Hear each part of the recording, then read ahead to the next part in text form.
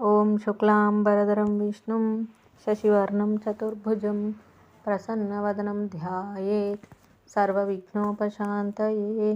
ఓం సరస్వతీ నమస్తుభ్యం వరదే కామరూపిణి విద్యారంభం కరిష్యామి సిద్ధిర్భవతు మే సదా. ఓం గురుర్బ్రహ్మా గురుర్విష్ణుః గురుర్దేవో మహేశ్వరః గురుః సాక్షాత్ పరబ్రహ్మ తస్మై శ్రీ గురవే నమః. మనం యోగ వాసిష్టం అనే గ్రంథంలో ఉపశమన ప్రకరణంలోనే ఇంతవరకు 7వ భాగంలోని అంశాలను తెలుసుకున్నాము. ప్రస్తుతం 8వ భాగం సరఘు మాండవ్య పర్ణాదుల సంవాదం. దీనిలో మొదటి అంశం సరఘు అంతర్మథనం. శ్రీ వశిష్ఠ మహర్షి: ఓ రామచంద్ర, శాస్త్రములచే గురువులచే ఉపయోగించబడుచున్న జీవుడు, ఈశ్వరుడు, మనస్సు, బుద్ధి, అహంకారము మొదలైన శబ్దమయ దృష్టి అంతా శిష్యులకు అద్వితీయము, ఏకము, అఖండమగు ఆత్మ విషయం బోధించటానికై కల్పించబడుచున్నది. ఈ విషయం విశదీకరించగల సరఘురాజు మాండవ్య మహర్షి, పర్ణాదుడు అను ముగ్గురి మధ్య జరిగిన ఒక పురాతనమైన సంవాదం చెప్తాను విను. కైలాసము అను ప్రసిద్ధ హిమాలయ శిఖరం శంకర భగవాను నివాసమై ఒప్పుచున్నది. ఆ పర్వత ప్రాంతంలో ఒకచోట ఒక కిరాత రాజ్యం ఉన్నది. అక్కడి ఆటవికులు అడవులలో సంచరిస్తూ రుద్రాక్షమాలలు, ఇంధనము, ఫలములు సంపాదించి తదితర ప్రదేశములలో విక్రయిస్తూ జీవితాలు గడుపుతూ ఉంటారు. ఆ రాజ్యంను ఒకప్పుడు సరఘు అనేవాడు పాలిస్తూ ఉండేవాడు. హిమజట అనున్నది అతని మరొక పేరు. సరఘుడు విభవాలలో కుబేరునితోనూ, జ్ఞానములో బృహస్పతితోనూ, కావ్య సాహిత్యాదులలో శుక్రాచార్యునితోనూ సమానుడని జనులు అనుకుంటూ ఉండేవారు. అతడు ప్రజలను కన్నబిడ్డవలె పాలిస్తూ ఉండేవాడు. దుష్టజనుల విషయంలో మాత్రం కాలయముని వలె సింహస్వప్నంగా ఉండేవాడు. అక్కడి రాజ్యాంగాన్ని అనుసరించి దొంగల విషయంలో, తదితర సంఘ విద్రోహుల విషయంలో అతి క్రూరంగా శిక్షలు అమలు పరుస్తూ ఉండేవాడు. నిగ్రహ అనుగ్రహాలకు అతడే సాటి అని అందరూ అనుకుంటూ ఉండేవారు. ఆ సరఘు చాలా కాలం ఆ కిరాత రాజ్యం ఏలాడు. కొంతకాలానికి జ్ఞాన సంపన్నుడగు అతని హృదయంలో ఒక నూతన వేదన ప్రారంభమైనది. అయ్యో, నేను నిర్దయగా శిక్షలు అమలుపరుస్తున్నానే, ఇది హింసే అవుతుంది కదా. శిక్షలు అమలు పరిచేటప్పుడు వారి రోధనం కర్ణకఠోరంగా ఉంటున్నది. సర్వజీవరాశులు ఆ భగవంతుని స్వరూపులే కదా. ఈ బాధించటం ఎంతవరకు ఉచితం అని తనలో తాను మథనపడుతూ ఉండేవాడు. కొన్ని రోజులు అట్లా గడిచాయి. ఒకరోజు రాత్రి విశ్రాంతి గృహంలో పవలించి ఉండగా అతని అంతర్మథనం ఇంకా అధికమైనది. సరఘు తనలో, అయ్యో, నేను అధికారం ఉన్నది కదా అని అనేక మందిని దుఃఖితులనుగా చేస్తున్నాను. సర్వప్రాణుల దుఃఖం నా వంటిదే కదా. అందుచేత నా దగ్గర ఉన్న ధనమంతా అందరికీ పంచివేస్తే అప్పుడు పేదరికం ఉండదు. అప్పుడు సంఘ విద్రోహులే ఉండకపోవచ్చు కదా. ఉట్టి దండనతో ఏం ప్రయోజనం? అయ్యో, నిర్దయగా శిక్షలు అమలు పరచకపోతే జనులలో అధర్మ ప్రవృత్తి నశించదు. అమలు పరిచితే జీవులను హింసించటమే అవుతుంది. ఏం చేయాలి? ఈ రాజ్యం ఏలే పని ఎంత నీచమైనది. రాజుగా ఉన్నంతకాలం వధ, బంధనాది వ్యవహారం తప్పేటట్లు లేదు. పోని రాజ్యం వదిలేద్దామా? రాజ్యం అరాచకమవుతుందను కారణంగా ఈ మంత్రులు, నా జాతి ఆటవిక ప్రజలు నన్ను వదిలేటట్లు లేరు. వీళ్ళందరినీ తప్పించుకొని నేనెక్కడికి వెళ్ళగలను? నా కుమారులు ఎదిగే వరకు రాజవంశంలో పుట్టడం చేత ఈ ధర్మం అనివార్యం. ధనం పంచడానికి మంత్రులు ఒప్పుకోరు. నా ఆలోచన విని వాళ్ళు పగాలున నవ్వుచున్నారు. ఇప్పుడు నాకు త్రోవ ఏమిటి? ఇట్లా ఆలోచిస్తూ ఆ రాత్రంతా కునుకు లేకుండా గడిపాడు. అతని పూర్వజన్మ పుణ్యవశం చేత కాబోలు. ఆ మర్నాడు ఉదయం మాండవ్య మహర్షి ఆ త్రోవలో పయనిస్తూ శిష్యులతో సహా ఆ ప్రాంతానికి రావటం జరిగింది. మహాజ్ఞాని, శాస్త్రకోవిదుడు ఆ మహర్షి గురించి వినటం చేత సరఘురాజు వాళ్ళని ఆహ్వానించి ఆతిథ్యం ఇచ్చాడు. ఆ మహర్షిని, వారి శిష్యులను తన సేవలతో సంతోషపెట్టాడు. మహర్షిని తన మందిరానికి ఆహ్వానించి ఏకాంతంగా ఆయనతో సంభాషించసాగాడు. సరఘురాజు: హే మహర్షి మాండవ్య, తమ రాకచే నేను అనిర్వచనీయమైన పరమశాంతిని పొందుచున్నాను. పేదవానికి రాజు కనికరంలాగా మీ సాన్నిధ్యం నాకు లభించింది.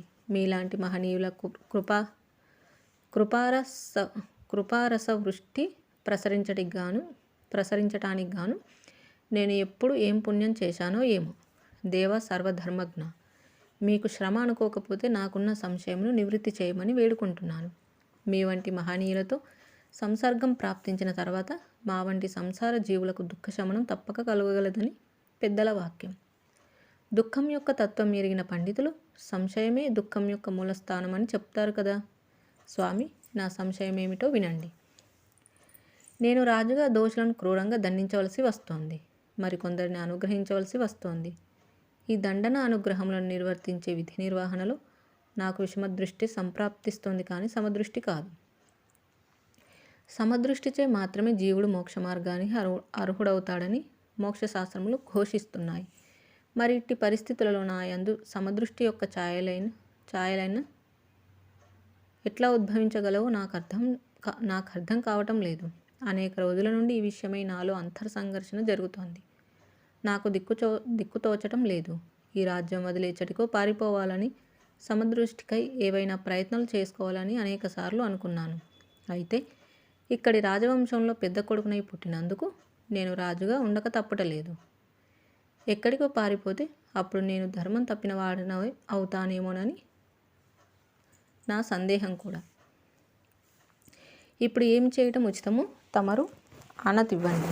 మీరు ఉచితమని అంటే ఇప్పటికిప్పుడు మీకు శిష్యుడనై సర్వము పరిత్యజించి వచ్చేయటానికి కూడా నేను సిద్ధమే. ఇప్పుడు ఏది ఉచితమో అది మీరు నాకు ఆజ్ఞాపించమని వేడుకుంటున్నాను. నాపై దయతో సముచితమైన మార్గం చూపండి. ఈ రాజదండన వంటి క్రూర క్రియలను నేను కొనసాగించలేను. నాపై దయతో నన్ను ఆజ్ఞాపించండి. మాండవ్య మహర్షి: ఓ రాజా, నీ మనస్సు అలసత్వం చేత అల్పత్వం పొందిందయ్యా. ఈ శరీరాన్ని స్నానాదులు ఏ విధంగా ధూళి మొదలైన వాటిని తొలగిస్తాయో మనస్సును కూడా ఆత్మ సమాచారము, నిర్మల పరధ్యానము అనగా ఆత్మధ్యానం వంటి ప్రయత్నములచే ప్రతిరోజు నిర్మల స్నానం చేయించాలి. నీవు త్యజించవలసినంతగా త్యజించలేదు. ఆశ్రయించి ఉండవలసినది తగినంతగా ఆశ్రయించటం లేదు. అందుచేతనే నీ మనస్సు అల్ప భూములలో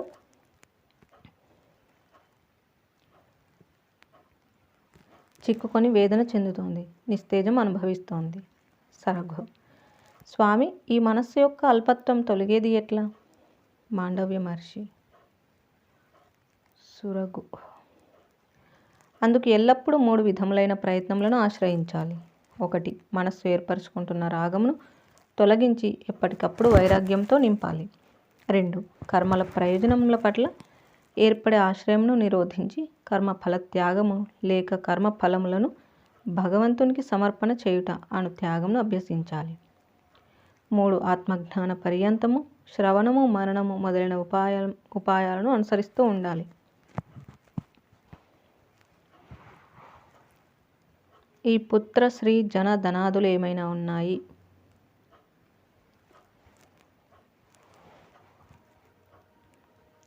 మనస్సులో ఏర్పడే సంతాపం స్వవిచారణచే శీఘ్రంగా ఉపశమించగలదు. ఈ పుత్ర శ్రీ జన ధనాదులు ఏమైనా ఉన్నాయి? నా శరీరంలో చోటు చేసుకుని ప్రవర్తించుచున్న ఈ ఇంద్రియములతో నాకు ఏర్పడుచున్న సంబంధం ఎట్టిది? ఈ మనోబుద్ధి అహంకారముల స్వరూపం ఎట్టిది? ఇంతకీ నేనెవరిని? ఈ జగత్తు ఎక్కడి నుంచి ఏ విధంగా నాకు ప్రాప్తిస్తోంది? ఎట్లా ఉపశమిస్తోంది? ఈ జనన మరణములు ఎట్లా కలుగుచున్నాయి? ఓ రాజా, స్వమనస్సు పై విషయాలు బాగుగా విచారణ చేయాలి.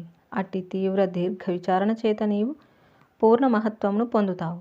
నీ యొక్క సత్స్వభావమును ఎరుగుటచే ఇక ఈ సుఖ దుఃఖాది దశలు నీ చిత్తమును డోలాయమానం చేయలేవు. అప్పుడు నీ మనస్సు జగత్స్వరూపమును విడిచి సర్వదా సిద్ధించే ఉన్న దుఃఖరహితమగు బ్రహ్మస్వరూపమును సంతరించుకుంటుంది. అప్పుడది జలమందు తరంగంలాగా తనకు తానే శమించగలదు.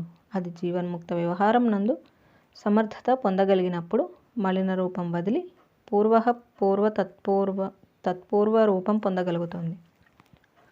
నీవిప్పుడు దృశ్యమును సందర్శిస్తున్నావు కదా.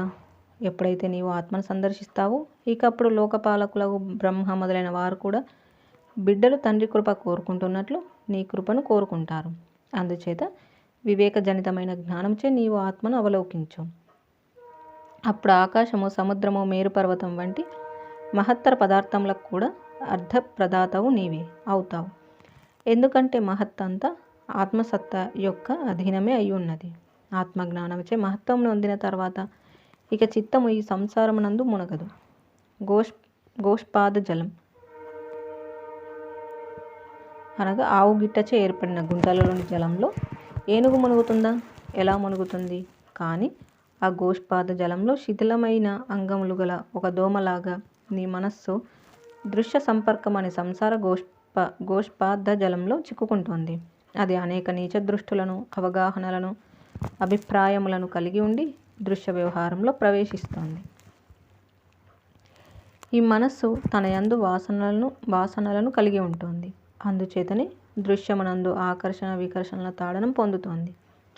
అందుచేత ఓ రాజా, స్వయం జ్యోతిస్వరూపమైనట్టి ఆత్మ మాత్రానుభవం శేషించే వరకు నీవు అంతయు త్యజిస్తూ పోవలసింది. బంగారపు గనిలో పనిచేసేవాడు బంగారం లభించే వరకు గనిని శోధిస్తూనే ఉంటాడు కదా. ఆత్మలాభం కలిగేంత వరకు అధ్యాత్మ శాస్త్రములను సవిచారణ చేస్తూనే ఉండాలి. వస్తురూప బుద్ధి, ఆత్మబుద్ధి. వస్తురూప బుద్ధియే సర్వ అనర్థములకు కారణమవుచున్నది. అట్టి వస్తురూప బుద్ధిని ఉత్తమ బుద్ధిచే పరిశుభ్రపరచాలి. నిర్మలమవుచున్న బుద్ధి సహాయముతో క్రమంగా ఈ దృశ్యమునంతటిని పరిత్యజించి వేయాలి. అప్పుడు నీ చేతనే నీకు ఆత్మ అను పూర్ణ లాభం చేకూరుతుంది. అట్లా కాకుండా ఏదో ఒక చోట కొన్ని విషయములు మాత్రం త్యజిస్తే ఆత్మలాభం ఎలా చేకూరుతుంది? నీవు కొన్ని విషయములను వదులుతూ మరికొన్ని విషయములను ఆచరిస్తూ ఉండుట చేతని నీకు ఇప్పటి డోలాయమాన స్థితి ఏర్పడుతోంది. నాయన, మరల చెప్పుచున్నాను, సమస్త పదార్థములు త్యజించబడినంత వరకు ఆత్మానుభవ ప్రాప్తి కలుగదు. సర్వావస్థలను పరిత్యజించుటచే అప్పుడు నీ యందు ఏది శేషిస్తుందో అదే ఆత్మ అని చెప్పబడుతోంది. ఈ మామూలు లౌకిక జీవితమే చూడు. ఇక్కడ ఒక ఉత్తమ వస్తువును పొందాలంటే కొన్ని స్వల్ప వస్తువులను త్యజించవలసి వస్తోంది. సామాన్య ప్రాపంచిక వస్తువుల విషయమే ఇట్లా ఉంటే ఇక ఆత్మలాభం గురించి వేరే చెప్పాలా? సర్వత్యాగం కాకుండా కొన్ని వదిలి మరికొన్నింటిని పట్టుకొని ఉంటే ఆత్మ ఎట్లా లభిస్తుంది? అందుచేత సర్వ అన్య విషయముల కొరకై కార్యములను నిర్వర్తించటం అనేది పరిత్యజించి సర్వయత్నములు ఆత్మలాభం కొరకే చేయాలి. అప్పుడు మనుజుడు దానిని తప్పక పొందుతాడు. అట్లా కాకపోతే పొందడు. అందుచేత స్వాత్మావలోకనం కొరకు సర్వస్వము త్యజించాలి. ఉపాయం అదొక్కటే. జగత్తు జనిస్తూ గతిస్తూ ఉండేదంతా జగత్తు అనే పేరుతో వ్యవహరించబడుతోంది. ఈ జగత్తులో వర్తమానంగా నీవు పొందుచున్న సర్వమును అది గతించే లోపల నీవే దాన్ని త్యజించిన వాడవై ఉండు. నీకున్న సర్వము త్యజించుచూ పో.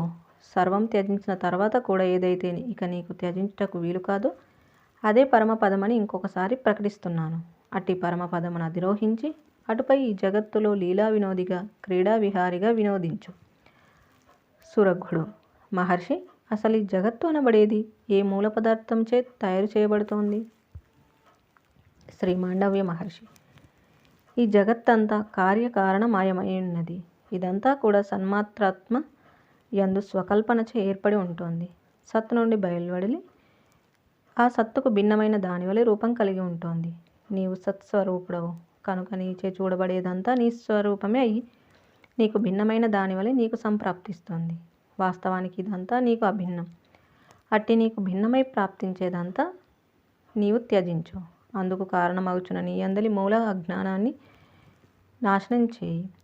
నీ మనోరూపమైనదంతా నీచే నీయందే లయించి వేయబడుగాక. లయం కాబడుచున్న మనస్సు సచ్చిత్ రూపమును పొందుచున్నది. నీ మనస్సు లయించేది నీ రూపం నందే సుమ. మనస్సు లయించగా శేషించేది ఏది? ఏకరస బ్రహ్మమే. ఏకరస బ్రహ్మము ఇక అనుభవం మాత్రమే కానీ అది ద్రష్టత్వం కాదు. ద్రష్టత్వం లేని చోట ద్రష్ట లేడు, దృశ్యం లేదు. సుఖదుఖాలు, కార్య అకార్యములు అనబడేవి ఉండనే ఉండవు. నీ అశాంతి తొలగిపోవటకు ఇది అత్యుత్తమ మార్గం.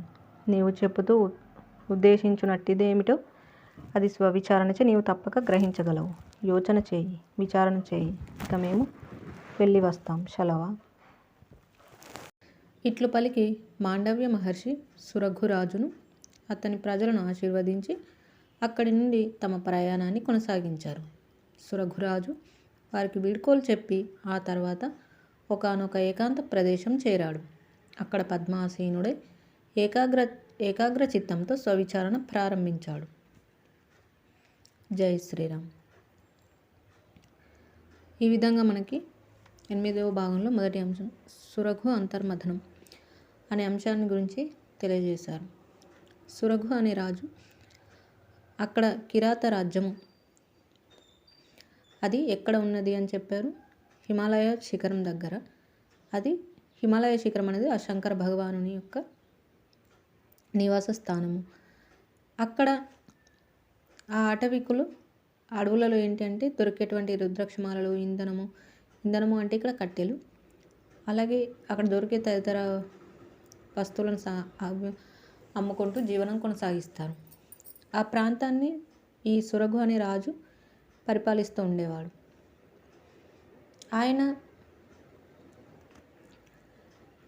ఆయన యొక్క పాలన ఎంతో బాగుంది అని అందరూ అనుకోవడం జరిగిందని మనకి ఇందులో తెలియజేశారు. అయితే ఆయనకి ఒక రోజున ఈ రాజ్యపాలన వలన నేను కొందరిని శిక్షించవలసి వస్తుంది, కొందరిని అనుగ్రహించవలసి వస్తుంది, ఆ విధంగా నేను సమభావన కలిగి ఉండట్లేదు కదా, ఇది మోక్షానికి విరుద్ధం కదా, మోక్ష శాస్త్రాలు దీన్ని శ్లాఘిస్తాయి కదా అని చెప్పేసి తను అంతర్మథనం చెందడము అనేది మనం తెలుసుకున్నాం. ఆ విధంగా ఆయన అదృష్ట ఫలంగా అక్కడికి మాండవ మహర్షి తన యొక్క శిష్యులతో వస్తారు. కొన్ని రోజులకి వారిని సాదరంగా ఆహ్వానించి సత్కారాలు చేసి ఒక ఏకాంత ప్రదేశంలో మాండవ మహర్షితో ఈ రాజు సంభాషిస్తూ తన యొక్క ఆ సందేహాలను నివృత్తి చేయమని చెప్పి ఆయనను విన్నవించడము,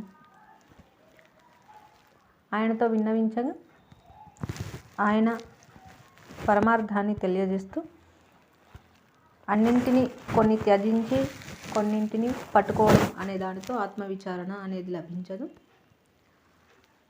అన్నింటినీ కూడా వదిలి ఆ యొక్క ఆత్మవిచారణ చేయాలి అంటూ తెలియజేశారు.